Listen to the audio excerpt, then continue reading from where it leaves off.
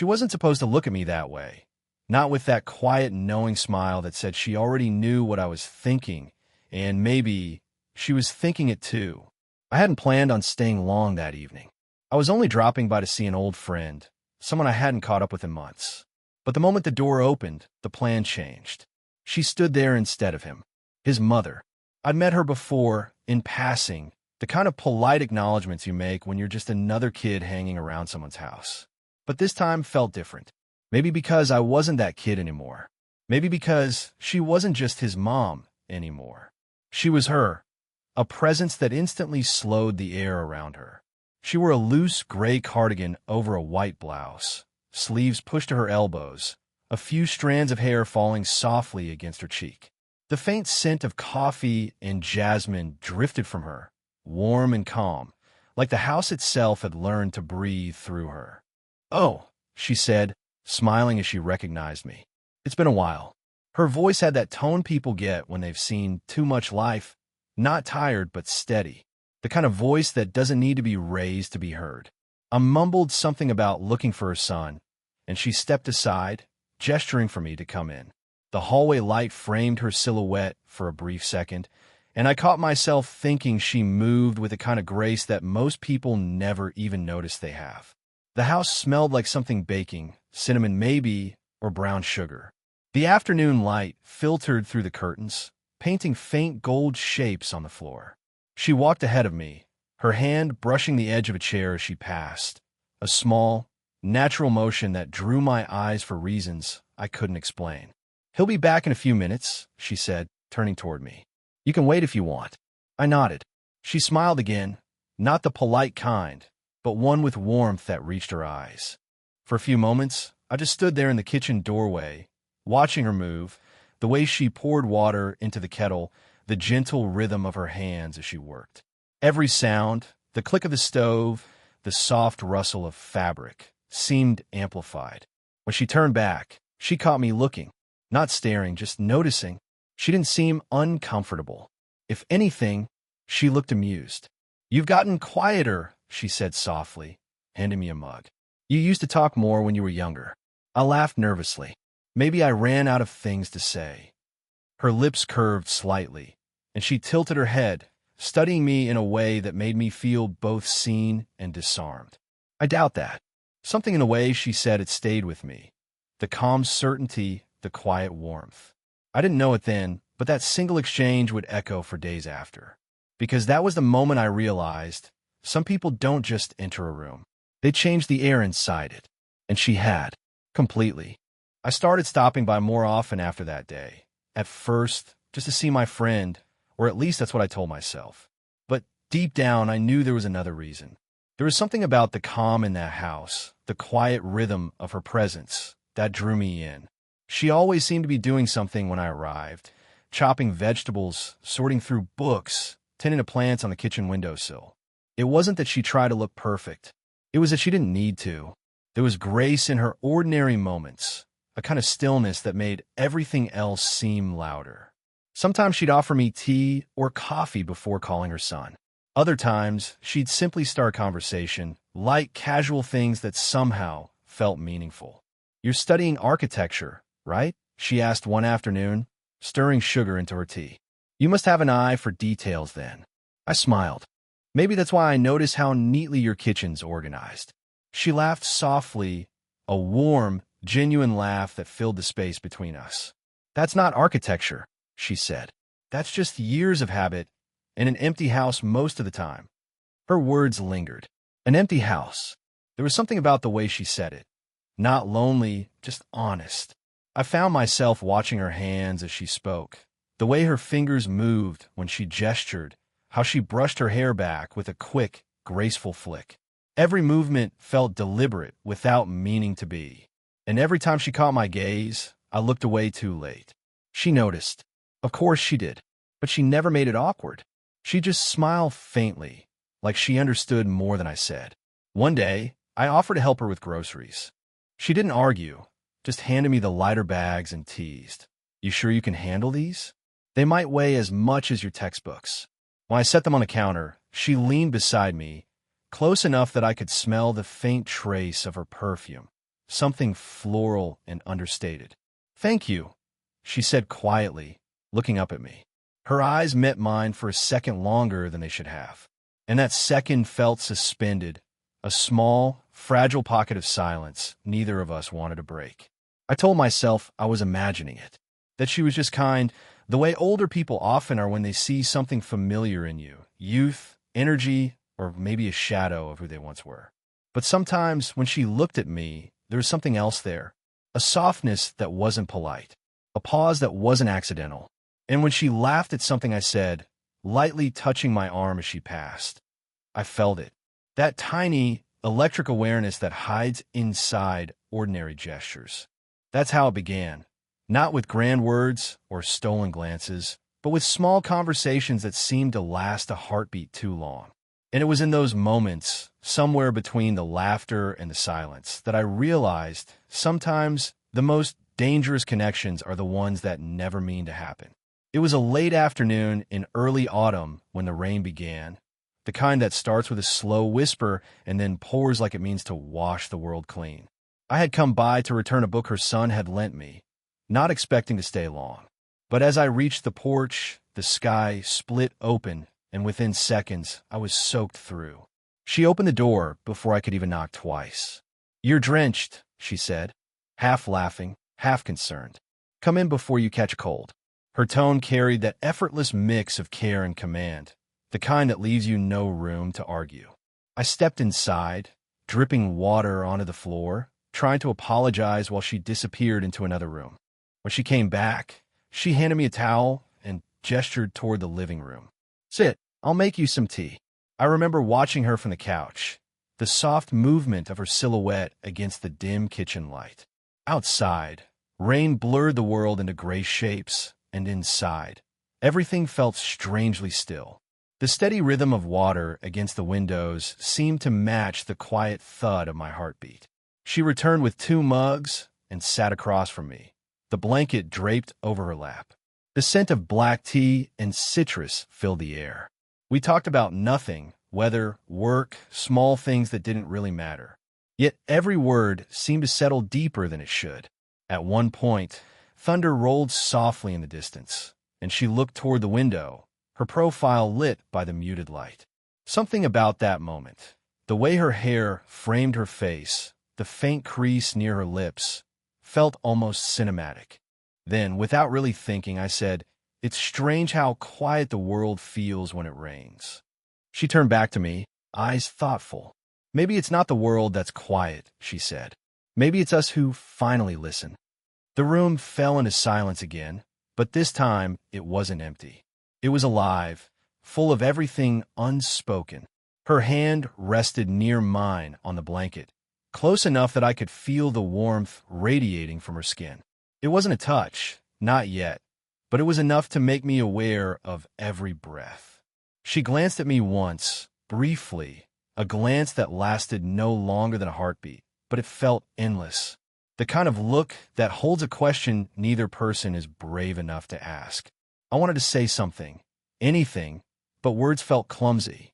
So instead, I just sat there listening to the rain, to the soft ticking of the clock, to the quiet rise and fall of her breathing.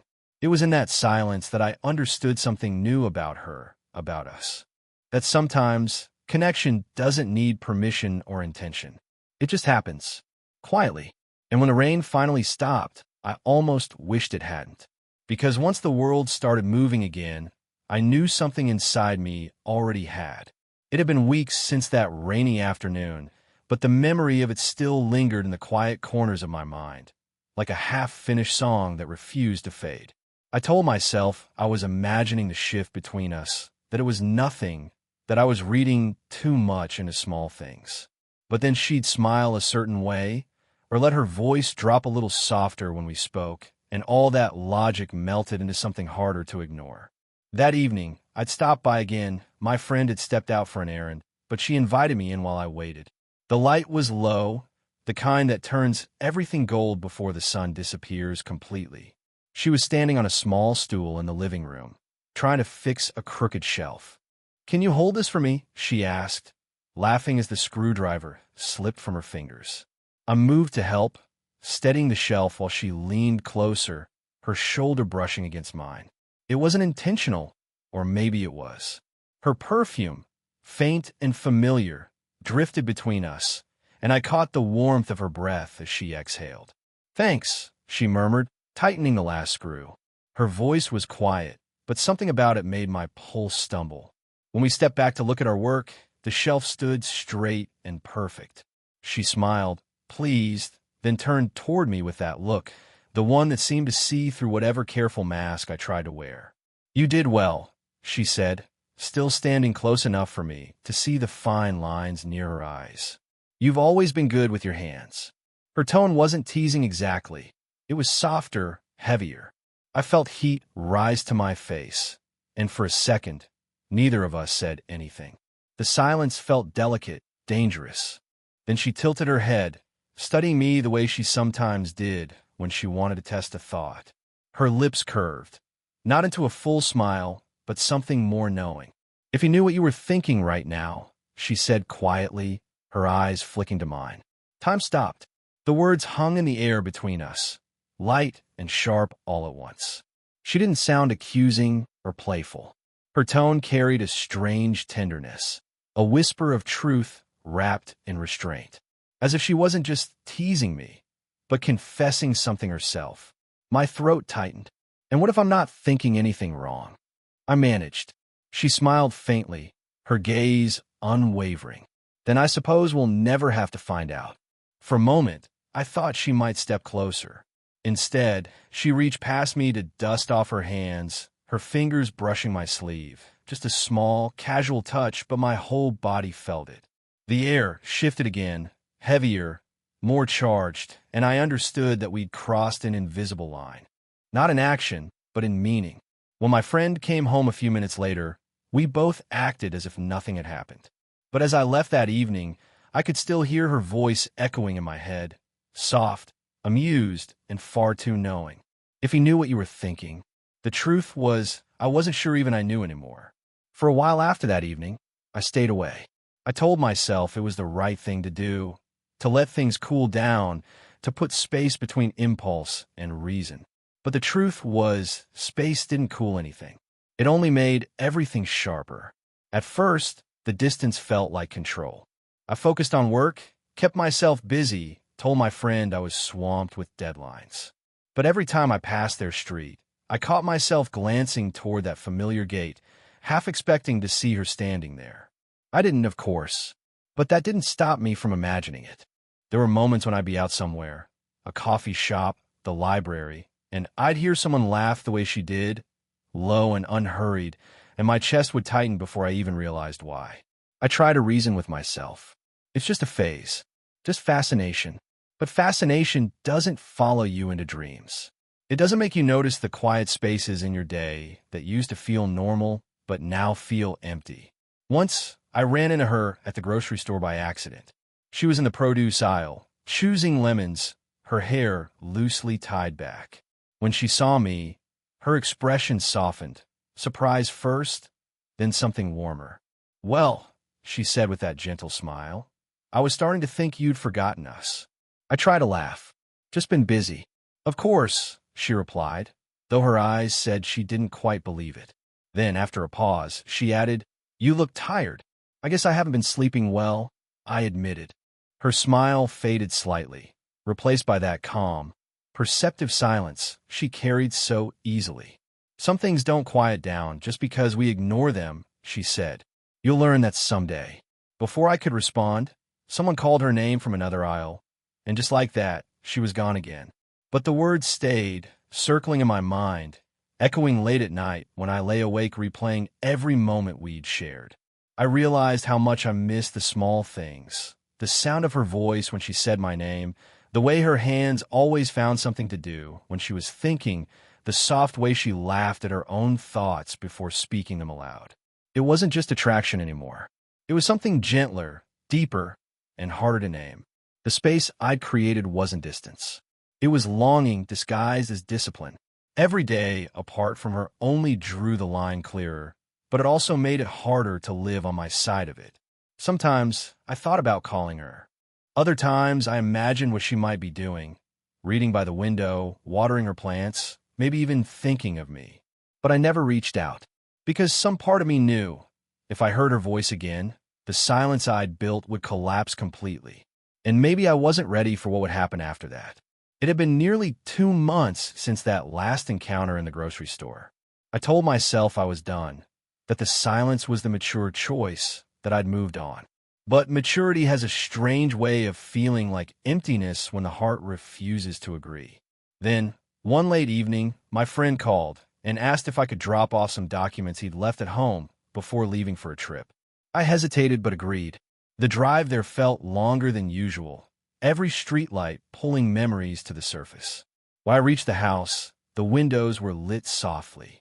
The curtains moved with the breeze, and for a moment, I stood at the gate, wondering if I should just leave the envelope in the mailbox. But something made me ring the bell.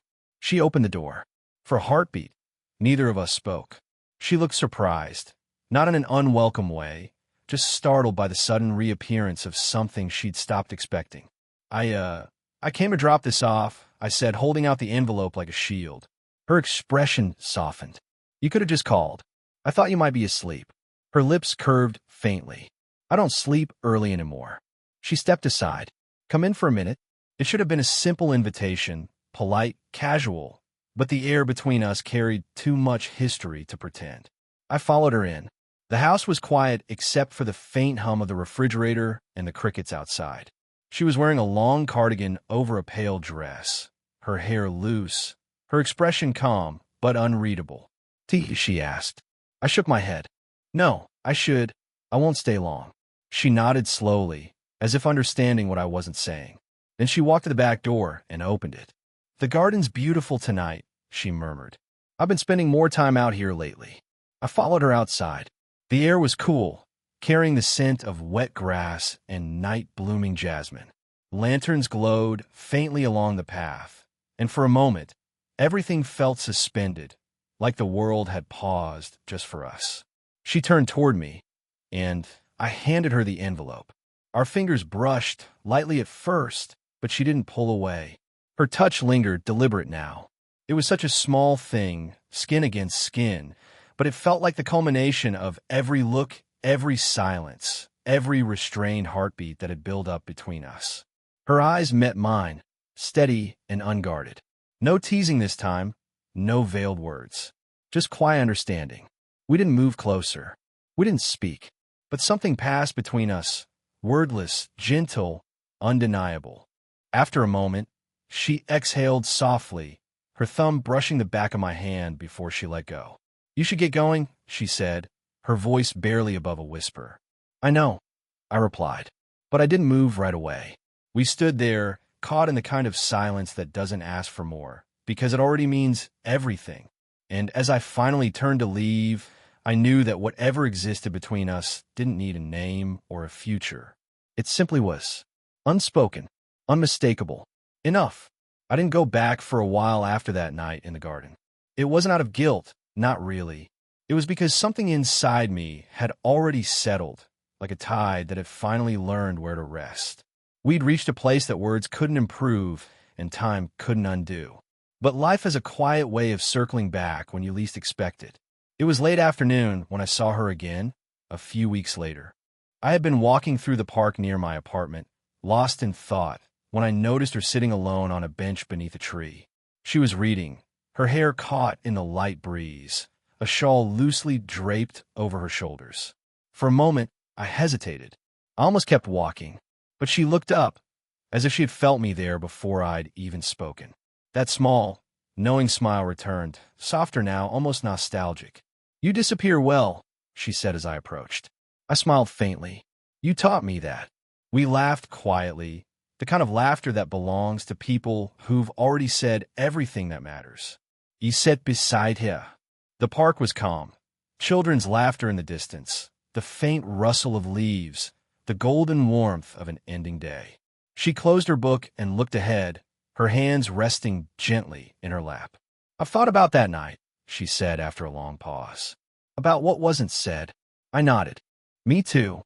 Her gaze stayed on the horizon, on the sinking light that painted everything in amber tones. "You know," she continued, Some people come into our lives just to remind us what feeling alive means.